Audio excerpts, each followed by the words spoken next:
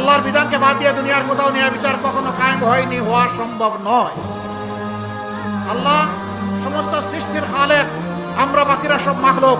আল্লাহ তাআলা জানেন তার কোন সৃষ্টি, কোথায় কি প্রয়োজন, কি দুর্বলতা, কি তার পটেনশিয়াল রয়েছে, এটা আল্লাহ চাইতে কেউ বেশি বুঝে না।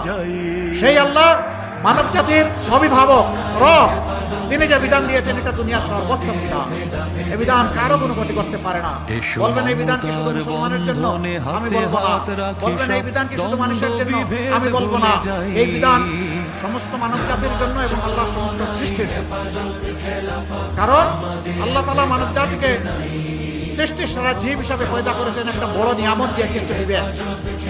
ভালো মন্দ বুঝার যোগ্যতা, কোনটা ভালো কোনটা মন্দ, আর এটা বুঝিয়ে দেওয়ার জন্য আল্লাহ তাআলা যুগে যুগে নবী পয়গম্বর এবং কিতাব পাঠিয়েছেন। আমরা সকল ধর্মের মানুষকে বুকে ধারণ করে বাংলাদেশ করতে চাই।